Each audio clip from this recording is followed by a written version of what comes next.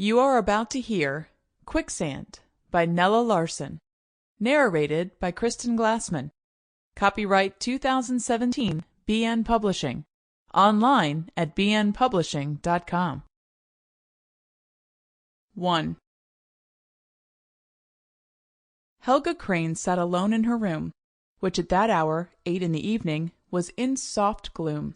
Only a single reading lamp, dimmed by a great black and red shade, made a pool of light on the blue Chinese carpet, on the bright covers of the books which she had taken down from their long shelves, on the white pages of the opened one selected, on the shining brass bowl crowded with many-colored nasturtiums beside her on the low table, and on the oriental silk which covered the stool at her slim feet.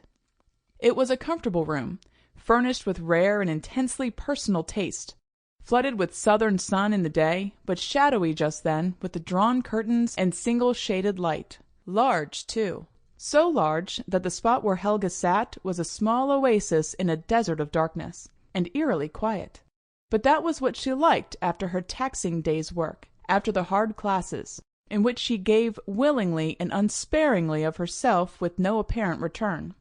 She loved this tranquillity, this quiet, following the fret and strain of the long hours spent among fellow members of a carelessly unkind and gossiping faculty, following the strenuous rigidity of conduct required in this huge educational community, of which she was an insignificant part.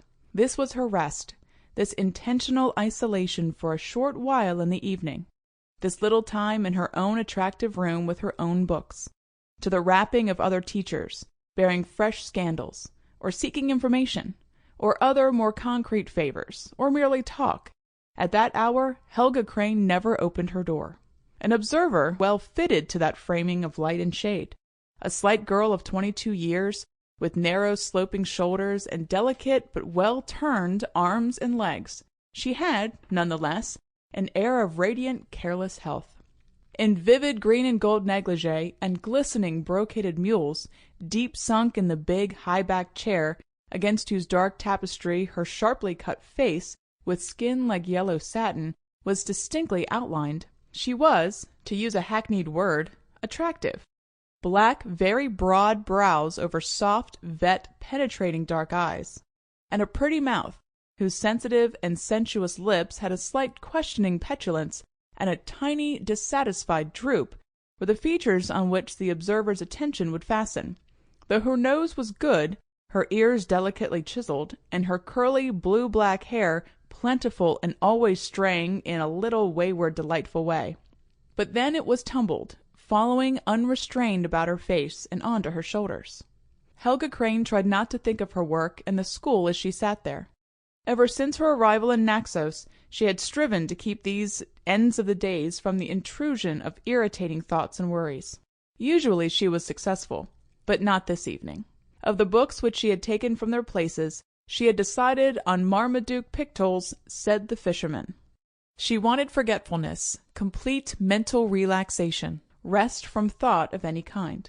For the day had been more than usually crowded with distasteful encounters and stupid perversities. The sultry hot southern spring had left her strangely tired and a little unnerved. And annoying beyond all other happenings had been that affair of the noon period, now again thrusting itself on her already irritated mind. She had counted on a few spare minutes in which to indulge in the sweet pleasure of a bath and a fresh, cool change of clothing. And instead, her luncheon time had been shortened, as had that of everyone else, and immediately after the hurried gulping down of a heavy, hot meal, the hundreds of students and teachers had been herded into the sun-baked chapel to listen to the banal, the patronizing, and even the insulting remarks of one of the renowned white preachers of the state. Helga shuddered a little as she recalled some of the statements made by that holy white man of God to the black folk sitting so respectfully before him. This was, he had told them with obvious sectional pride, the finest school for Negroes anywhere in the country, north or south. In fact, it was better even than a great many schools for white children. And he had dared any northerner to come south after looking upon this great institution to say that the southerner mistreated the Negro. And he had said that if all Negroes would only take a leaf out of the book of Naxos and conduct themselves in the manner of the Naxos Sample complete. Ready to continue?